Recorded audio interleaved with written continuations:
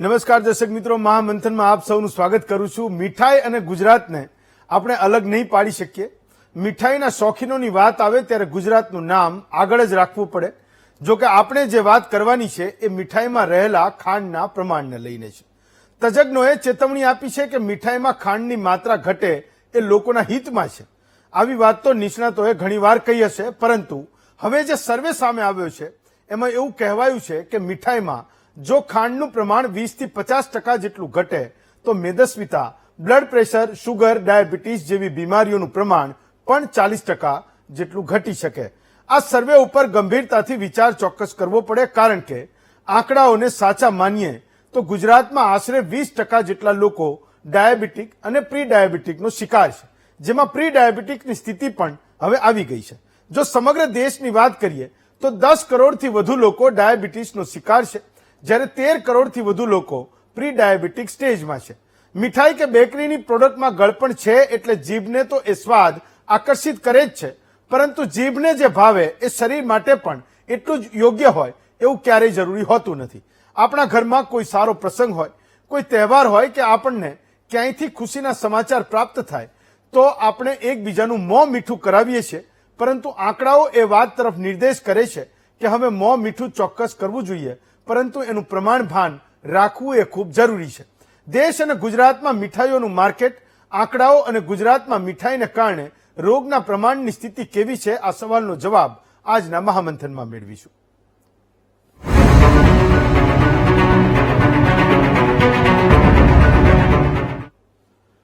તો ગુજરાત આખું જે બીમારીથી પીડાઈ રહ્યું છે એ બીમારીનું નામ ડાયાબિટીસ છે। આપણે બધા જાણીએ છીએ, શુગર જેને આપણે મોટે ભાગે કહીએ છીએ।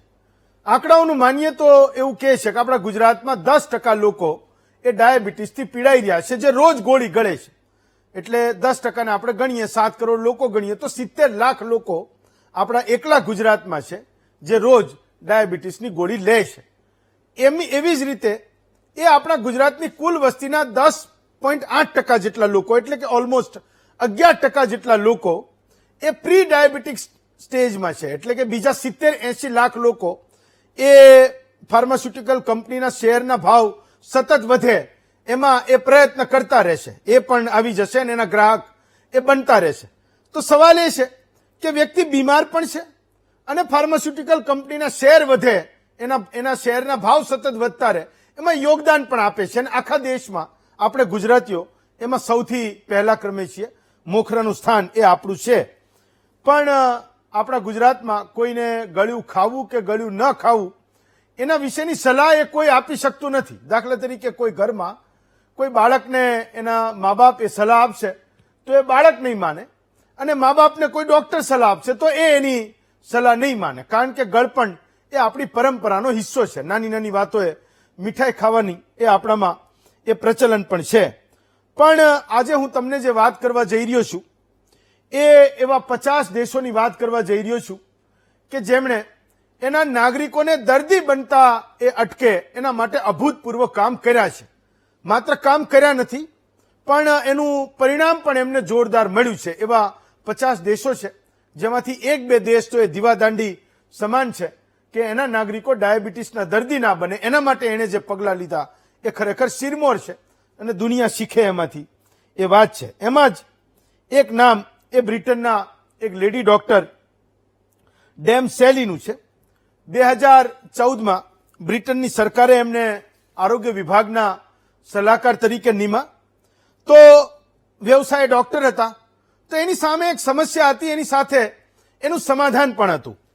ત્યાં તો એ તમામ બીમારીઓનો ખર્ચ એ સરકારને ઉઠાવવાનો હોય છે, એટલે સરકારે એ સતત વિચારતા રહેવું પડે કે આ બીમારીઓ એના નાગરિકમાં ઘટે કેમ, કારણ કે આફ્ટર ઓલ સીધો ખર્ચ એ સરકારની તિજોરીમાંથી એ સરકારો કરતી હોય છે। તો ડેમ સેલી 2014માં એ આરોગ્ય વિભાગના સરકારના, બ્રિટન સરકારના એ સલાહકાર તરીકે નિમાયા।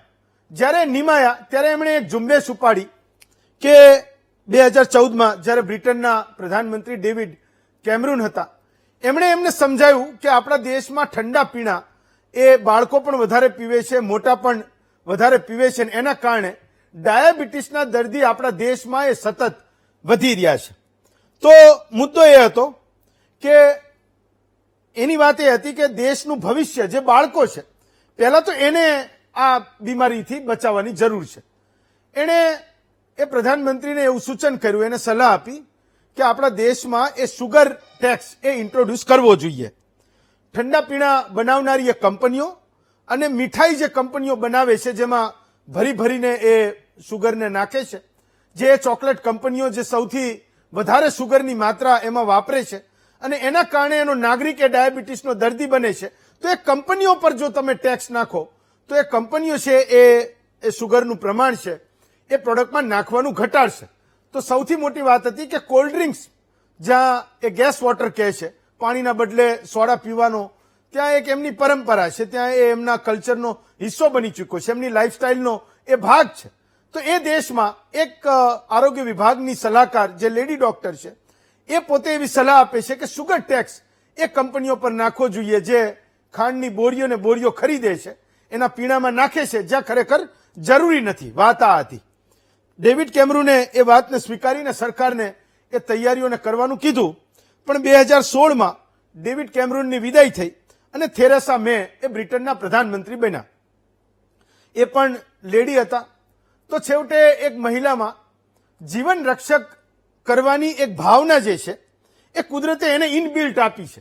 2016માં એ પોતે પ્રધાનમંત્રી બન્યા અને 2018માં એને લાગુ કરી દીધું, ભાઈ સુગર ઇન્ડસ્ટ્રીને જે કરવું એ કરે, કંપનીઓને જે વિચારવું એ વિચારે, ત્યાંના લોકોએ જે વિચારવું એ વિચારે. એને એ ટેક્સના સ્લેબ બનાવ્યા અને 2018માં બ્રિટનમાં એ કંપનીઓ પર સુગર ટેક્સ નાખ્યો જે કંપનીઓ મીઠા પ્રોડક્ટ બનાવે છે, સૌથી વધારે ગળપણ જે પ્રોડક્ટ્સમાં હોય એ કંપનીઓ પર, એ પ્રોડક્ટ્સ પર એમણે એ ટેક્સના જુદા જુદા સ્લેબ બનાવ્યા ત્યાં એ લાગુ કર્યું. તો વાત એ હતી કે એવું નહોતું કે સરકાર પાસે પૈસા નહોતા ને એના કારણે એને ટેક્સ એની જનતા પર નાખવો પડે, એ કંપનીઓ પર નાખવો પડે. એ કંપનીઓને કાબુમાં રાખવા માટે એમણે નિર્ણય લીધો હતો, પૈસાની કોઈ એવી માથાકૂટ નહોતી. પણ એ ટેક્સમાંથી જે પૈસા એ સરકારને મળ્યા એ પૈસાનો એમણે જબરજસ્ત ઉપયોગ કર્યો. શું ઉપયોગ કર્યો કે એણે એ નેશન વાઇડ કેમ્પેન ચલાવ્યા.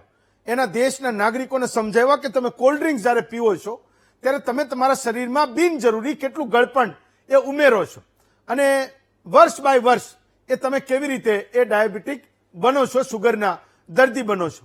એને શાળાઓમાં મોટા મોટા કેમ્પેન ચલાવ્યા. બાળકોને એમણે એ ઉત્સાહિત કર્યા કે કેવી રીતે તમે આ જે ગળા પ્રોડક્ટ છે એને ઓછા કરી શકો, ઓછા લઈ શકો, તો પણ તમે હેલ્ધી લાઈફ એ જીવી શકો. આ બધું એ બ્રિટનમાં થયું. એનું પરિણામ એ આવ્યું, 2018માં લાગુ થયું ને 2023નો રિપોર્ટ મેં હમણાં વાંચ્યો તો એના અભૂતપૂર્વ પરિણામ એ દેશને મળ્યા છે. મેં કીધું કે એવા જર્મની, ફ્રાન્સ, મેક્સિકો એવા ઘણા બધા દેશ છે જે સુગર ટેક્સને લાગુ કરી ચૂક્યા છે. પણ જે લોકો એવું ઈચ્છતા હતા કે એનો નાગરિક એ ડાયાબિટીસનો દર્દી ન બને અને એકવાર ડાયાબિટીસનો દર્દી બને તો બ્લડ પ્રેશર, કોલેસ્ટ્રોલ એવા ઘણા બધા રોગને લઈને આવે, તો એ દર્દી ના બને એના માટે શું કરવું જોઈએ એમાંનું આ એક ઉદાહરણ હતું. થયું એવું કે એ 5 વર્ષોમાં 2023માં એટલે કે ગયા વર્ષે એનો એક રિપોર્ટ થયો કે બ્રિટનમાં જે બાળકો ગળ્યું ખાવાના કારણે એના દાંતમાં જે સડો થતો હતો એ 16 થી 18% જેટલો ઘટ્યો. એટલે કે જે બાળકોને દર વર્ષે દાંત કઢાવવા પડતા હતા, જે ડોક્ટરની સલાહ હોય કે ભાઈ આ તો મટવાનું જ નથી ને સડો જ છે એટલે કાઢવા જ છે. અહીંયા પણ આપણે શહેરોમાં એ પ્રમાણ ખૂબ વધારે છે. આપણે ત્યાં એવો કોઈ ડેટાનું મને લાગે કોન્સોલિડેશન નથી થતું. નહીતર આજે હું ભારતની પણ વાત કરતો હોત, ગુજરાતની વાત કરતો હોત, રાધર અમદાવાદની વાત કરતો હોત કે અમદાવાદમાં એવા કેટલા બાળકો છે જેને ગળ્યું ખાવાના કારણે એના દાંત કઢાવવા પડે છે. તો એકમાત્ર નિર્ણય જેના કારણે એક દેશમાં એના બાળકોના દાંત કઢાવવાની જે પ્રક્રિયા છે એ 16 થી 18% એ ધીમી પડી. આ ઉદાહરણ એ આપણી સામે છે. પણ આજનો મુદ્દો આપણો એ છે કે ભારત જેવા દેશમાં જ્યાં એક ગરીબ માણસને, સામાન્ય માણસને રોજની એના પોતાની ખપતની 2000 થી 2500 કેલરી એ સારો ખોરાક લેવાની મુશ્કેલી હોય, એવા દેશમાં કોઈ સરકાર સુગર ટેક્સ નાખવાનું એ વિચારી કેવી રીતે શકે? તો બને એવું કે આપણે ત્યાં 2015માં સરકાર એવો વિચાર પણ કરતી હતી, કેટલાક સજેશન પણ એને મંગાવ્યા, પણ સુગર જે ઇન્ડસ્ટ્રી હતી એ ખૂબ નારાજ થઈ, એનો વિરોધ કર્યો તો એ શક્ય ના બન્યું. પણ એક વાત એ પણ છે કે આ દેશમાં જો સરકાર એવો કોઈ નિર્ણય લે કે સુગર ટેક્સ અમે લોકો નાખીશું એ કંપનીઓ પર, તો સ્વાભાવિક છે કે કંપનીઓ પણ એ પ્રોડક્ટને મોંઘા કરશે. ઓછી ખાંડ વાપરશે કે નહીં વાપરે એ આપણને ખબર નથી, કારણ કે આપણે ત્યાં એટલું બધું મોનિટરિંગ થતું નથી. તો સવાલ એ છે કે એક રાષ્ટ્ર તરીકે હું સમજુ છું કે જે દેશના હિતમાં છે, રાષ્ટ્રના હિતમાં છે, એ વિચારવાનો સૌથી મહત્તમ સમય જો હોય, જો સુચારુ સમય હોય તો એ આ છે. એ કંપનીઓએ પણ એની પોતાની નફાખોરીની વૃત્તિ છે એને છોડવી પડે. એના પ્રોડક્ટ ઓછા વેચાશે, વધારે વેચાશે, એ વૃત્તિને પણ છોડવી પડે. આપણે ત્યાં જ્યારે આવી ટેક્સવાળી કોઈ વાત કરીએ તો લોકો એટલા બધા ડરતા હોય છે. આજે અમે આપણને બધાને ગળ્યું ખવડાવતા એ મીઠાઈની શોપ્સવાળા નાની મોટી ઘણી બધી પેઢીઓ છે. ઘણા બધા લોકોને આજે ગુજરાતના એ મોટા શહેરોમાંથી અમે એ આમંત્રણ આપ્યું કે તમે આવો ને આજે એના ઉપર વાત કરો, કારણ કે આ ગુજરાતના હિતની વાત છે. તમે આજ મોહનથાળ વેચો છો, વર્ષે દાડે તમારો મોહનથાળ ખાનારી ગુજરાતની ખૂબ મોટી પ્રજા છે. રાધર ડેરીઓ છે જે પોતે પ્રોડક્ટ બનાવે છે, મીઠાઈઓ બનાવે છે, અને તમે જો એવું નક્કી કરશો કે ચલો 20% ખાંડ એ હું ઓછી નાખીશ તો તમારા ગ્રાહકને શું લાગશે? એ વધારે વેચાશે, ઓછો વેચાશે? તમે તમારો પક્ષ એ રાખો. સરકારને નિયમો બનાવે તો બનાવે, ના બનાવે તો ના બનાવે, પણ એક જનતા તરીકે, પ્રજા તરીકે આપણે લોકો નક્કી કરીએ કે આ સમસ્યા છે તો એનું સમાધાન પણ મને ને તમને દેખાય છે ક્યાંક હોવું જોઈએ. તો એમાંથી આજ કોઈ તૈયાર થયું નહીં, પણ મને એવું લાગ્યું કે ગુજરાતની આ સળગતી સમસ્યા છે. ઘરે ઘરે એ ડાયાબિટીસના દર્દીઓ છે, અને મેં કીધું એમ કે ફાર્માસ્યુટિકલ કંપનીઓનો ગ્રોથ એ જ્યારે આપણે એવું કહીએ છીએ કે 25%, 30%, 40%ના દરે એ વધી રહ્યા છે, એક્સપોર્ટને એક બાજુ મૂકીએ તો, પણ આપણે બધા એવડું મોટું માર્કેટ બનાવી ચૂક્યા છીએ ઘરે ઘરે ગુજરાતમાં જ. આપણી કંપનીઓ બહાર એક્સપોર્ટ કરે એ જુદી વાત છે, પણ એકલા ગુજરાતમાં આપણે એટલા બધા ગોળી ગળનારા લોકો છે.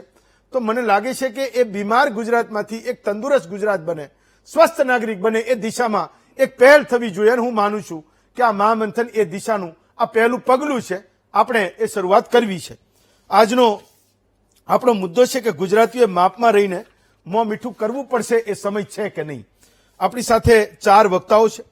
ડોક્ટર બંસી સાબુ છે, ખૂબ જ જાણીતા ડાયાબિટોલોજીસ્ટ છે. ડોક્ટર યોગેશ ગુપ્તા છે, સિનિયર ફિઝિશિયન છે. ડોક્ટર વાચીની ભટ્ટ છે, સિનિયર ડાયટિશિયન છે. અને ડોક્ટર અપૂર્વ વ્યાસ છે, એ પોતે ખૂબ જાણીતા બેરિયાટ્રિક સર્જન છે. તો ડોક્ટર અપૂર્વ શાહ, સૌથી પહેલો ડોક્ટર અપૂર્વ વ્યાસ, તમને પહેલો સવાલ પૂછું છું કે જ્યારે હું એ મુહિમની વાત કરું છું, એ અભિયાનની વાત કરું છું કે આજે લોકો ખાંડ વાપરે છે એ ઘટાડવાનું શરૂ કરે, સરકાર એને કોઈક રીતે દબાવે, એ મોનિટરિંગ કરે, આપણું આરોગ્ય વિભાગ એમને બરાબર રોકે કે વધારે ખાંડ એ આ બધા પ્રોડક્ટ્સમાં ના વાપરે. તો જ્યારે હું એ વાત કહું છું તો હું તો સીધો તમારા ધંધા પર જ આવીને બેસી જાઉં છું. બેરિયાટ્રિક સર્જન એ પેલા નહીં, સ્થૂળ કાયા ધરાવતા લોકોનું તમે સર્જરી કરો છો ને એમને સાજા કરો છો, પાતળા કરો છો, ફિટ બનાવો છો. તો જ્યારે ગુજરાત ઓછી ખાંડ ખાતું થાય, ઓછું ગળ્યું ખાતું થાય, તો હું તમારા વ્યવસાયને સીધી રીતે ચેલેન્જ કરું છું. આ ગુજરાતીઓ કદાચ માની જશે તો ચેલેન્જ કરશે, આપણે બધા અભિયાન ચલાવીશું તો. પણ એટલીસ્ટ આપણા ગુજરાતમાં એ સમસ્યા છે શું કે આખા દેશમાં સૌથી વધારે ડાયાબિટીસના દર્દીઓ આપણે ત્યાં છીએ, ફાર્માસ્યુટિકલ કંપનીઓ આપણે ત્યાં સૌથી વધારે છે, ને એમની ગોળીઓ એ આપણે સૌથી વધારે ગળી રહ્યા છીએ. એનો કોઈ રસ્તો, એનું સમાધાન ક્યાંય છે કે નહીં? ડોક્ટર અપૂર્વ વ્યાસ. હાજી નમસ્તે. અત્યારે જો આપણે જોવા જઈએ કે સ્થૂળતાનું મેઇન કારણ ખોરાક છે, પણ સાથે ઘણા બધા ઘટકો પણ હોય છે. પણ ધારો કે આપણે વજન વધારવું કે ઘટાડવું હોય તો 70% પાર્ટ જેમાં ખોરાક પાર્ટ ભજવે છે, અને બાકીનો 30% પાર્ટ છે એ તમારી લાઈફસ્ટાઈલ, કે તમે બેઠાડું જીવન જીવો છો કે તમે કસરત વાળું જીવન જીવો છો. એટલે ખોરાક ડેફિનેટલી સ્થૂળતા માટે કારણ બને છે.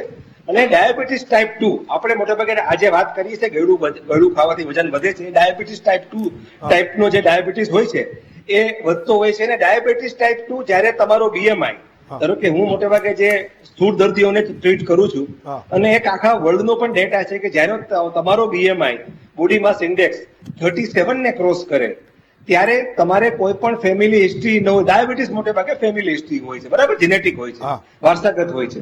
પણ જ્યારે તમારો BMI 37 ને ક્રોસ કરે ત્યારે તમને એમને પણ ડાયાબિટીસ થઈ શકે છે. એટલે તમારું વજન જો વધે તો તમને ડાયાબિટીસ ટાઈપ 2 થવાની શક્યતાઓ ખૂબ જ છે. અને વજન વધવાનો જે મારો જો અંગત અનુભવ તમને હું શેર કરું તો મારું જે જોયું છે એમાં ચોકલેટ્સ અને કુકીઝ આ બે બહુ કોમન કારણો છે. 60 થી 65% દર્દીઓનું કુકીઝ અને ચોકલેટ્સ ખાવાનું પ્રમાણ ખૂબ વધારે હોય છે. એટલે એ સીધું ખાંડ જ થયું, એ શુગર જ થયું, કોઈ પણ વેમાં શુગર થયું. એટલે ડેફિનેટલી જો શુગર ને કટ કરવામાં આવે તો ડેફિનેટલી વજન વધતું અટકે, માણસો વધારે હેલ્ધી થાય. હવે પણ તમે જે બ્રિટનની વાત કરી, હવે બ્રિટનમાં જે ખાવાની જે પદ્ધતિ છે એ જે લોકો જો ખાંડ લે કે ગળી વસ્તુ લે એ ખાલી ચોકલેટના રૂપમાં કે મીઠાઈના રૂપમાં કે જેલીના રૂપમાં લઈ શકે છે. અને પણ એમનો જે એનો સ્ટેપલ ડાયટ છે, રૂટીન ડાયટ છે, એમાં એટલી ખાંડ નથી વપરાતી. જયારે આપણે ગુજરાતીનું તમે જુઓ કે દાળ કે શાક કે રેગ્યુલર જે ખાવાનું હોય છે એમાં પણ ખાંડનું પ્રમાણ ખૂબ વધારે હોય છે. એટલે આપણે જેમ જો ખાંડનું જો તમે જો કહો છો કે આપણે જે કટ કરીએ તો ફાયદો થાય, પણ સાથે સાથે મને લાગે છે કે દરેક ગુજરાતીઓના મનમાં પણ આપણે એક વસ્તુ નાખવી પડે કે ગળું ખાવાથી તમે અનહેલ્ધી ખાવ છો અને ગળું ખાવાથી તમારું વજન વધે છે. એટલે તમારો જે સ્ટેપલ ડાયટ છે, આપણે રોટલી દાળ ભાત શાક આપણો સ્ટેપલ ડાયટ છે, રાઈટ? એ રોટલી દાળ ભાત શાકના જે દાળ અને શાકમાં જે ખાંડનું પ્રમાણ વપરાય છે, મને લાગે છે આખા ભારતમાં સૌથી વધારે ગુજરાતમાં વપરાતું હશે. ઓકે. એટલે એ ખાંડનું પ્રમાણ પણ આપણે લોકોને, એટલે અમે ધારો કે એક ક્લિનિક પણ ચડાવીએ છીએ કે એમાં 2 જાતની ક્લિનિક છે.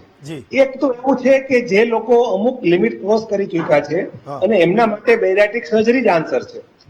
પણ અમુક લોકો એવા પણ છે જે બોર્ડર લાઈન ઉપર છે કે જે અત્યારે જો પોતે જાગૃત થાય અને પોતાની લાઈફસ્ટાઈલમાં અને ખોરાક લેવાની પદ્ધતિમાં જો કંટ્રોલ લાવે તો એ લોકોને બેરિયાટ્રિક સર્જરીમાં ના આવવું પડે. એટલે એવા લોકોને જો આપણે ગાઈડ કરીએ, એક તો ટેક્સ જે બ્રિટનમાં લગાડ્યો છે એ લગાડવાથી મને લાગે છે કે બ્રિટનમાં જે ફાયદો મળે એના કરતા 50% આપણે ઓછો ફાયદો મળે. પણ આપણે લોકોનું મન જાગૃત કરીએ, મનમાં આપણે એક વિચાર લાવીએ કે તમે જે ડેઈલી ડાયટ ખાવ છો એમાં ખાંડનું પ્રમાણ ઓછું કરો. કારણ કે આપણે જો જે કોલ્ડ ડ્રિંક હોય છે, જે 400 ml ની બોટલ આવે તો એમાં 480 કિલો કેલરી હોય છે. હવે આપણે એક રોટલી ખાઈએ ઘી વગરની તો 55 કેલરી મળે, ઘી સાથે 62 કેલરી મળે. હવે જો તમે એક બોટલ તમે ટેસ્ટથી પી શકો છો, પણ તમારે જો 12 થી 15 રોટલી ખાવ તો તમને એટલી કેલરી મળે. એટલે જે આવી કોલ્ડ ડ્રિંકની બોટલ્સ છે, ચોકલેટ્સ છે, કુકીઝ છે, એ તમે ધારો કે ટેક્સ નાખીને થોડી વધારે કોસ્ટ મોંઘું કરીને લોકોના પરચેસ ઉપર થોડી ઇફેક્ટ લાવી શકો એવું મારું માનવું છે. પણ વધારે તો એમને જાગૃત કરવા માટે, જાગૃતિનું તમારું અભિયાન ખરેખર પ્રશંસનીય છે કે પ્રિવેન્શન, કારણ કે prevention is more important than the cure.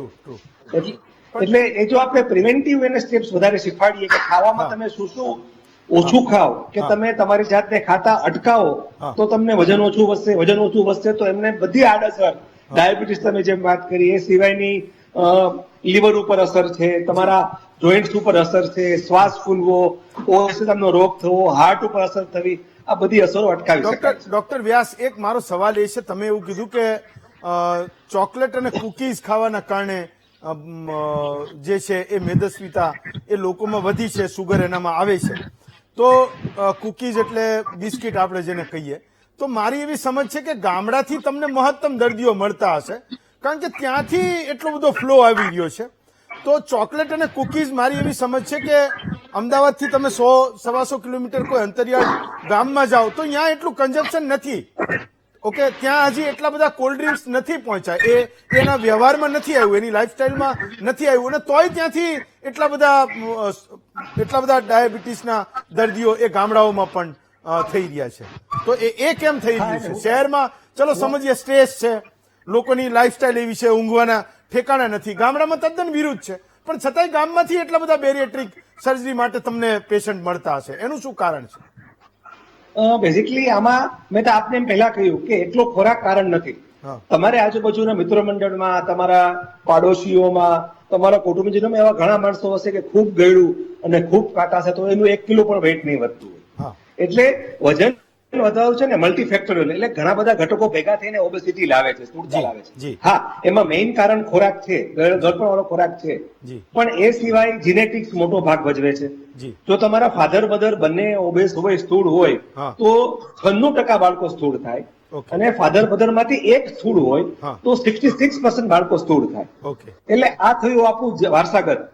પછી આપણું તમે જે બીજા શબ્દો, તમે જે આગળ સરસ વાત કરી કે જે સ્ટ્રેસ છે કે કે તમારું જે ઊંઘવાની પદ્ધતિ છે, આ બધું છે ને ગામડામાં પણ આવી ગયું છે. આપણે માનીએ છીએ ગામડામાં, કારણ કે સોશિયલ મીડિયા સૌથી વધારે સ્ટ્રેસ લાવે છે. તમે માનશો કે તમે ફેસબુક જુઓ કે તમે ઇન્સ્ટાગ્રામ જુઓ, તો હવે ગામડામાં પણ લોકો નેટ, હવે આપણું જે પ્રગતિ થઈ એ પ્રમાણે ગામડામાં વાઈફાઈ અવેલેબલ છે, 5G અવેલેબલ છે.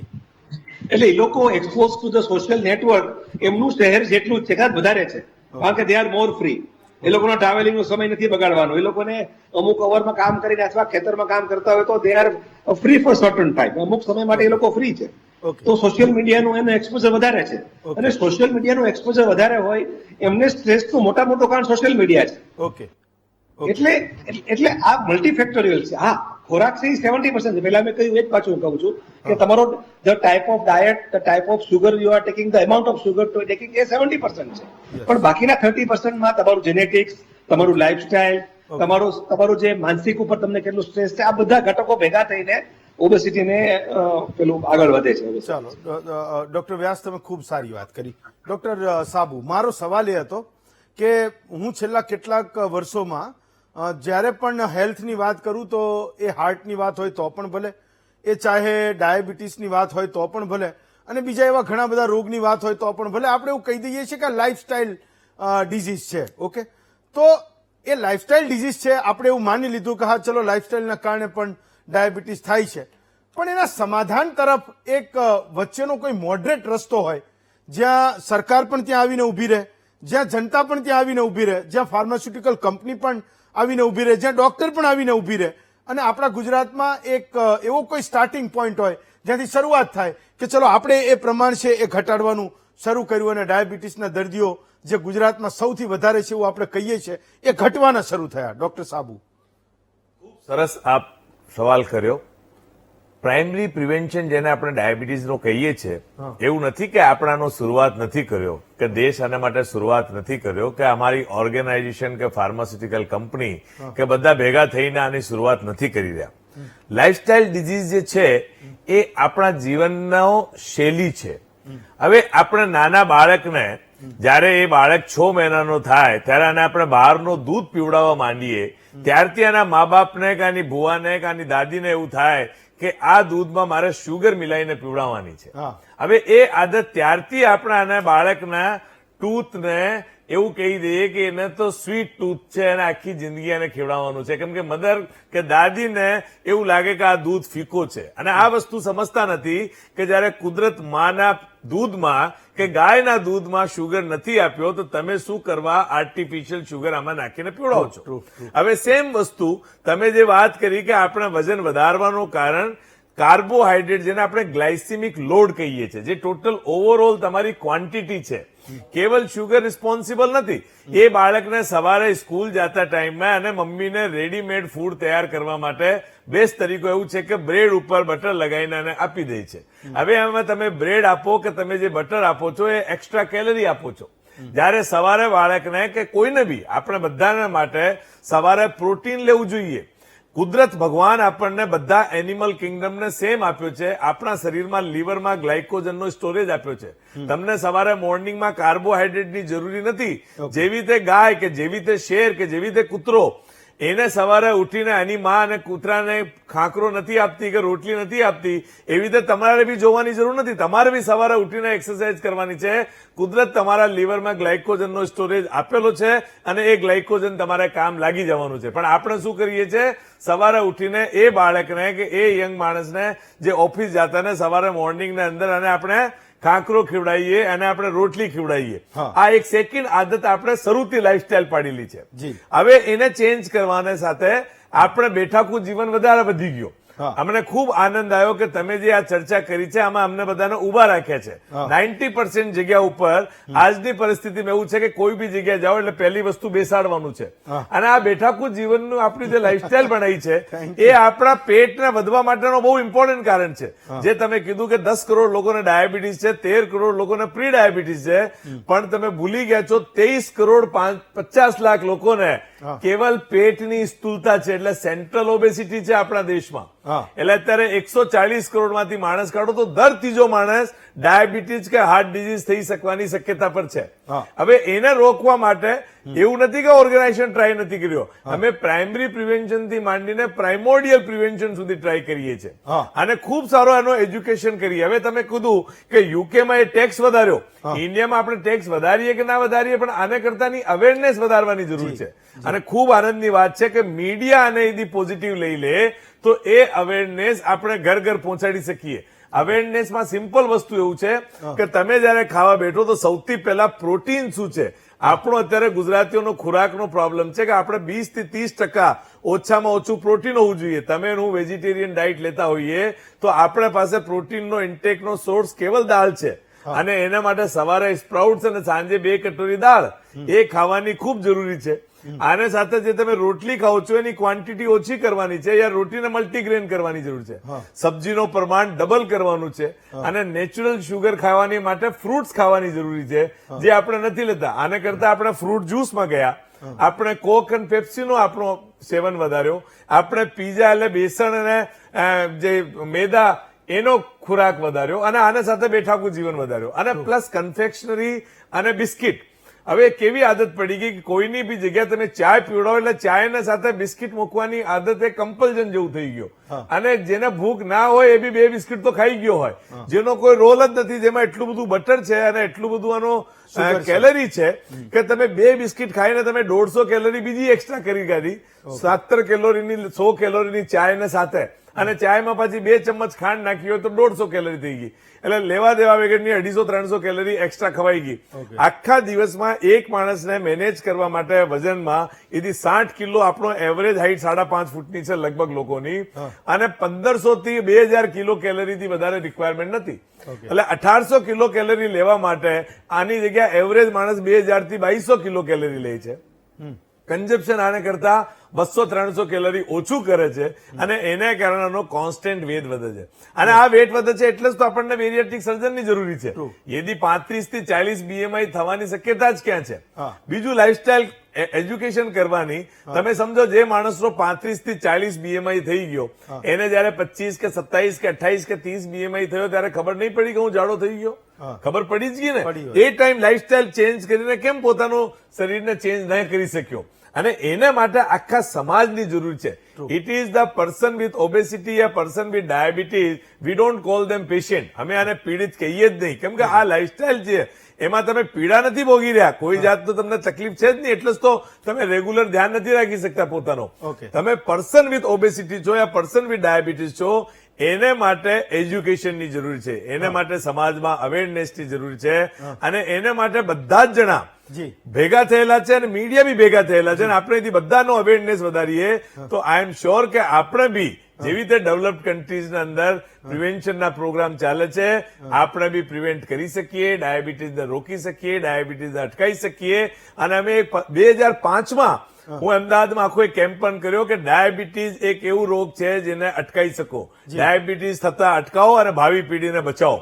આને સાથે અમે ડાયાબિટીસ એવું કહીએ છીએ કે ડાયાબિટીસ એક પ્રિવેન્ટેબલ ડિસઓર્ડર છે અને ડાયાબિટીસ એક રિવર્સિબલ ડિસઓર્ડર બી છે. એટલે જે લોકોને થઈ ગયો એને આપણે ડાયાબિટીસ પાછો ઉલટો બી કરી શકીએ, રોકી શકીએ યા ઠીક કરી શકીએ. એટલે એ ઇમ્પોર્ટન્ટ વસ્તુ છે લોકો માટે જાણવા માટે કે તમારે આખા દિવસમાં કેટલું. World Health Organization simple sugar તમે કેટલું લઈ શકો છો એવું વર્લ્ડ હેલ્થ ઓર્ગેનાઇઝેશનની વેબસાઇટ પર લખેલું છે. 2000 મેન અને ટોટલ કિલો કેલરીની વાત કરો, આમાંથી તમે શુગર કેટલું લઈ શકો.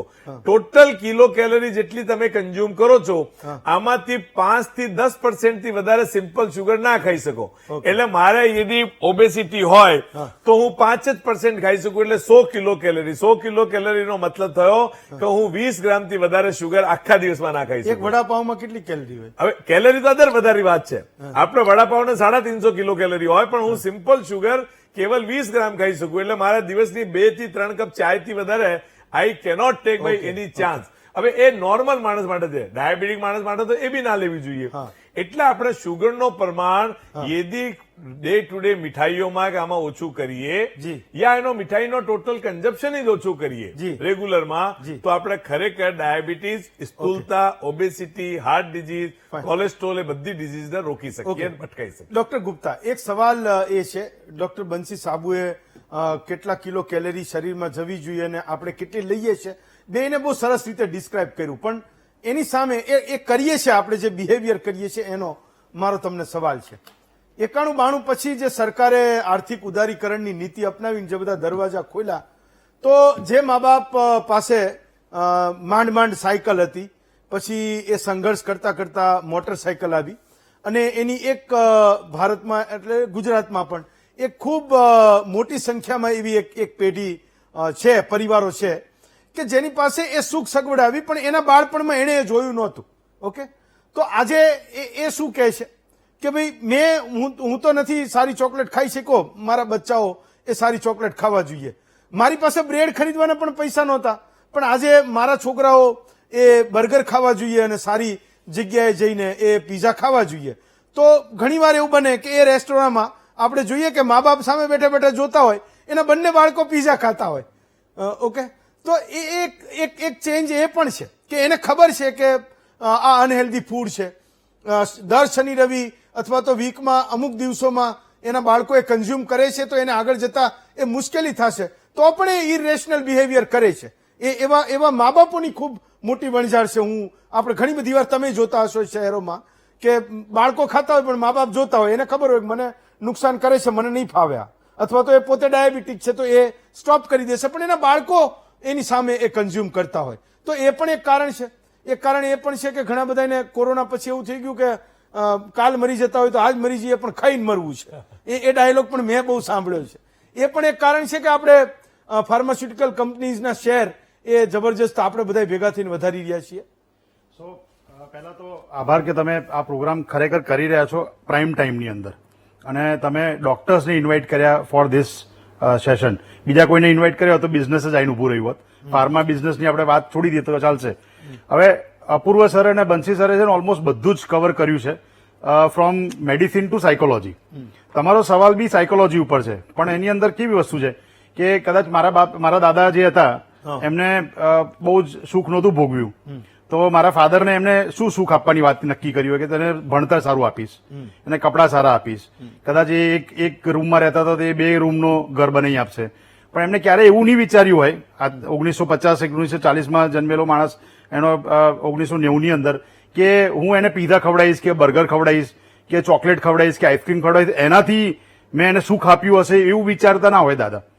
પણ તમે જે કીધું ને અત્યારની પેઢીની અંદર ફાધર મધરની જે વાત કરો છો ને કે મેં નથી ખાધું તું મારા બાળકને ખવડાવીશ, એને એ સુખ છે એ સમજાવીશ, પણ એકચ્યુઅલી એ સાચી વાત નથી. એમાં બંસી સરે જે કીધું ને એ સાચી વાત છે. મધર ફાધરને જોડે ટાઈમ જ નથી આ હેલ્થ વિશે કે લાઈફસ્ટાઈલ વિશે સમજવાનો. કિચનમાં જવાની તૈયારી જ નથી, કિચનમાં ટાઈમ કાઢવાની તૈયારી જ નથી. એમને બહુ ઇઝી ગોઈંગ કિચન પતાવી દેવું છે. સવારની જે વાત કરી કે બાળક સવારે 7:30 વાગે કે 8 વાગે જાય તો એને ટિફિન બનાવીને આપવાનું છે, અને ટિફિન બનાવીને આપવું તો એક હેલ્ધી ખોરાક આપવું, એવી ચર્ચા કરવાનો એવી ચર્ચા સમજાવવાનો કોઈ મીડિયા પ્રોગ્રામની જરૂર જ નથી. એ મધર ફાધરને ખબર જ હોય કે મારા બાળકને મારે હેલ્ધી જ આપવાનું છે, પણ તો એ શું કરે, બ્રેડ આપે, બરોબર, કે તો પછી પાસ્તા આપે, કાં તો પછી મેક્રોની આપે, આ બધી વસ્તુઓ આપીને એને સ્કૂલે મોકલે છે.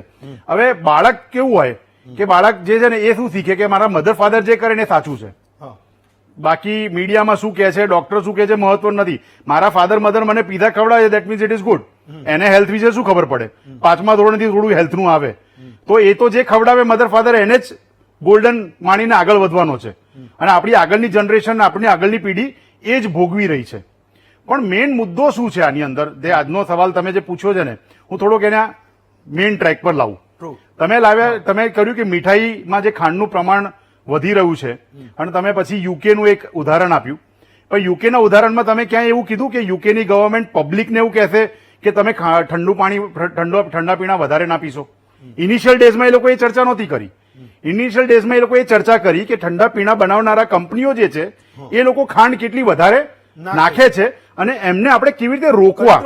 પછી એમાંથી જે પૈસા બચ્યા, ડાયાબિટીસને હાર્ટ એટેક બંધ ઓછો થયું તો એ તો 5 વર્ષે 10 વર્ષે બચ્યા હશે ને. પછી એ લોકોએ પબ્લિક અવેરનેસ પ્રોગ્રામ ચાલુ કર્યો હશે, રાઈટ? તો આપણે જે અત્યારે ચર્ચા કરી રહ્યા છે ને એ સમજવાનું છે કે મારું જે સમાજ છે, મારા જે મધર ફાધર છે, કે જે બી આપણા બાળકો છે, એને તમે સડનલી આ લાઈફસ્ટાઈલ મોડિફિકેશન નહીં સમજાઈ શકો. એ ડોક્ટર સૌથી ઇમ્પોર્ટન્ટ માણસ હતો જે એને સમજાઈ શકે, પણ એ જો ડોક્ટરની કેબિનમાં આવીને પણ સવાલ સુદ્ધા ના કરતો હોય, 90% કેબિનની અંદર આવીને ખોરાકનું પૂછતા જ નથી બંસી સાબુ સર જેવા કે અપૂર્વ સર જેવા જૂજ ડોક્ટરો હશે જે સામે ચાલીને એમને ડાયટનું મહત્વ સમજાવતા હશે. બાકી મેક્સિમમ ટાઈમ તો દવા લઈને આગળ નીકળી જાય, સવાલ જ ના પૂછતા હોય. એટલે એમની ગળથૂતીમાં જે ચેન્જ થયા છે ને એ ચેન્જ લાવવામાં હજી વાર થશે. પણ એ ચેન્જ આવે ત્યાં સુધી કંઈક તો આપણા સમાજે કે આપણા સરકારે અને આપણી કંપનીઓએ કરવું પડશે ને. ચર્ચા એ વિષયનો છે આજે કે તમે જે વાત કરી રહ્યા છો કે જે મીઠાઈઓ છે કે જે કન્ફેક્શનરીઝ છે, જે બેકરી પ્રોડક્ટ છે, એની અંદર સુગરનું પ્રમાણ, અને સુગરમાં બી ઇમ્પોર્ટન્ટ વસ્તુ છે. યુકે અને મિડલ ઇસ્ટની અંદર તો પણ ખાંડ જ મળશે. અત્યારે આપણા ત્યાં તો શું મળે છે? સુગરના નામે સિન્થેટિક સુગર હશે, બરોબર. એની અંદર બી ઓલા માઇક્રો પ્લાસ્ટિક્સ મળશે.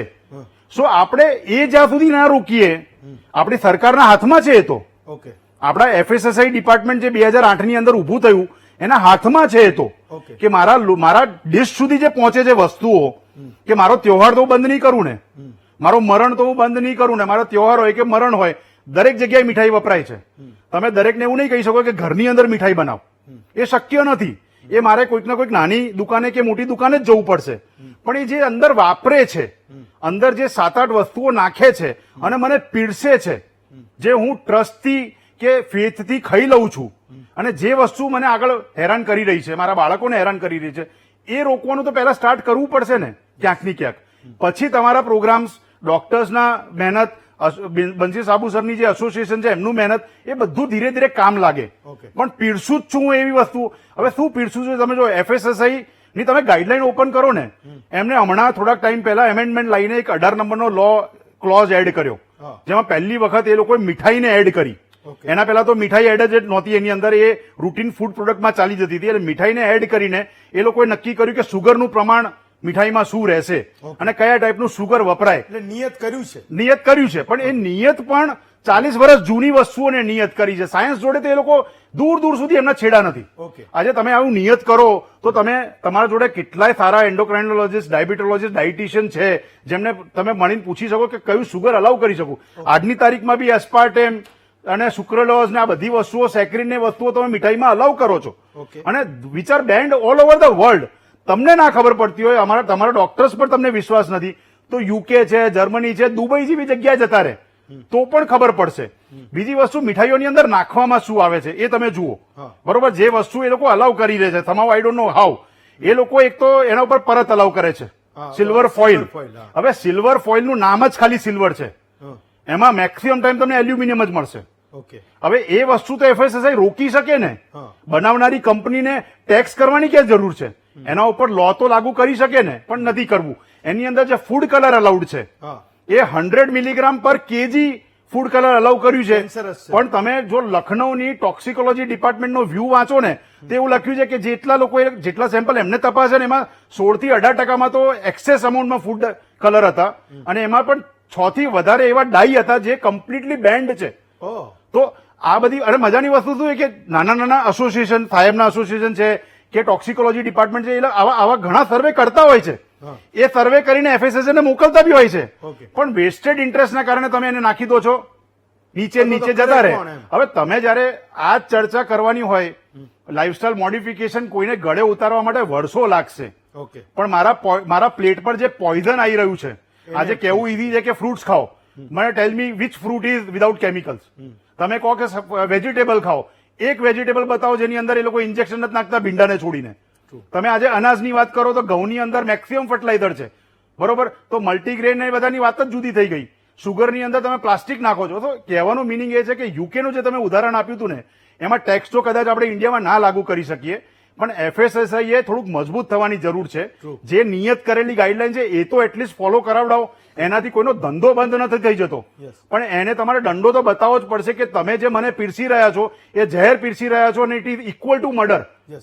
આજે કોઈ મર્ડર કરે તો તાત્કાલિક મરી જાય, પણ અમને તમે ધીરે ધીરે ટુકડે મારી રહ્યા છો, અને ખાલી એક જનરેશન નથી મારી રહ્યા, તમે આખી પેઢીઓ નષ્ટ કરી રહ્યા છો. સો આજનો પ્રોગ્રામ ડેફિનેટલી લાઈફસ્ટાઇલ મોડિફિકેશન જરૂરી છે. આ કરવું જરૂરી, તે કરવું જરૂરી, અવેરનેસ પ્રોગ્રામ રન કરવા જરૂરી. પણ સૌથી પહેલી વસ્તુ તો જે સૌથી પહેલું સ્ટેપ છે ને, એ તો ગવર્મેન્ટે અને FSSAI ઉપાડવું પડશે, કેમ કે અત્યારે I am getting poison on my plate. Doctor Bhatt, તો એક સવાલ એ હતો કે હું ઘણી બધી વાર એ સમાચારોને વાંચું છું કે કમ્યુનિટી કિચન એમ કે જોરદાર રીતે ફેલાઈ રહ્યા છે. ઝોમેટો અને સ્વિગી જેવી કંપનીઓ મે બી કદાચ શહેરમાં કોઈ એવું નહીં હોય કે એને એના વિશે નહીં ખબર હોય, તો એક રસોડામાં જે રાંધવાની વાત છે એ જ વાત ખતમ થઈ ગઈ. એટલે એમ કે પેલા દાદા દાદી છે એ ચૂરમું ખવડાવી દેતા, તો કે કેમ, તો કે ભાઈ એ સવારે એ ખાઈને જાય, સાંજ સુધી એ 5-6 વાગ્યા સુધી એ બાળક ગમે એટલું રમે, એની કેલરી બર્ન કરે, તો જે ખાધું છે એ પચી જાય ને એને બીજું કંઈ ખાવાની ઈચ્છા ન થાય.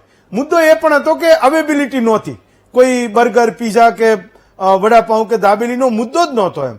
તો એ વાત એ હતી કે તમારા ટ્રેડિશનમાં એવું હતું કે તમે ખૂબ ખાઈ રહ્યા છો, એ હેલ્ધી ખાઈ રહ્યા છો, તો ના ડાયાબિટીસની માથાકૂટ છે, ના બીપીની છે, ના કોલેસ્ટ્રોલની મગજમારી છે. આજે કહી રહ્યા છે કે એ ઘરે ઘરના કિસ્સાઓ છે. શું તમે કોઈને, તમારી પાસે આવતો ડાયાબિટીસનો પેશન્ટ, એને તમે સમજાવો કે તમારી ડાયટને તમે રિસ્ટ્રિક્ટ કરો તો તમારી દવા છે એ ઓછી થશે અથવા તો બંધ થશે?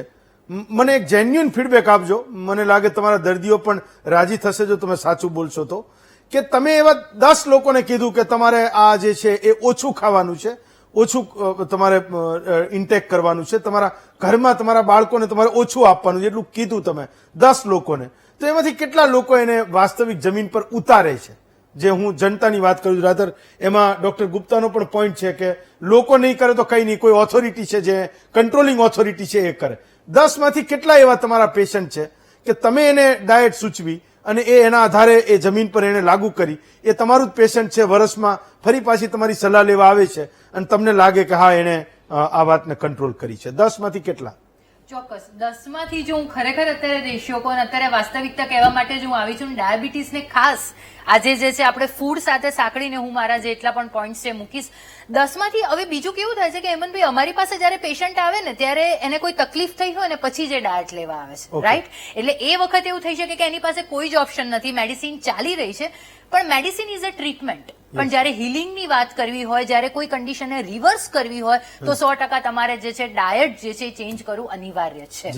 બીજી વસ્તુ, જેટલી પણ આપણે ડાયટ રિલેટેડ અત્યારે સમાજની અંદર માન્યતાઓ છે ને એ ઘણી જ બધી જે છે બાયસ રિલેટેડ છે અને ગેરમાન્યતાઓ છે. સિમ્પલ એક્ઝામ્પલ, આપણે બધા ડોક્ટર તરીકે અમે લોકો એમ કહીએ છીએ કે તમે ખાંડનું પ્રમાણ ઓછું કરો, એની જગ્યાએ ઘણી બધી રેસિપીઝ એવી છે કે જેમાં તમે મધનો ઉપયોગ કરો અથવા ફ્રૂટ્સ ખાઓ. હવે જો હું તમને મેડિકલી એક વસ્તુ કહું કે સિમ્પલ કાર્બોહાઈડ્રેટ જે તમારા બોડી માટે ખરેખર નુકસાનકારક છે, મધ હોય તો પણ એ સિમ્પલ કાર્બોહાઈડ્રેટ છે. ઇવન ડેરી પ્રોડક્ટ્સ, દૂધની વાત કરો, એ લેક્ટોઝ છે, એ પણ સિમ્પલ કાર્બોહાઈડ્રેટ છે, અને ફ્રૂટની અંદર આવેલું ફ્રુક્ટોઝ એ પણ સિમ્પલ કાર્બોહાઈડ્રેટ છે. વસ્તુ એ છે 100% બેટર કે તમે સિમ્પલ કરતા કોમ્પ્લેક્સ કાર્બોહાઈડ્રેટ લો, કે આપણે બધા જાણીએ છીએ કે મલ્ટીગ્રેનની રેસીપી લો, અથવા તો તમે શુગર અને હનીની જગ્યાએ તમે જેગરીનો ઉપયોગ કરો, ગોળનો ઉપયોગ કરો. 100% કોમ્પ્લેક્સ કાર્બોહાઈડ્રેટ તમારા બોડી માટે જે છે એ ફાયદાકારક છે.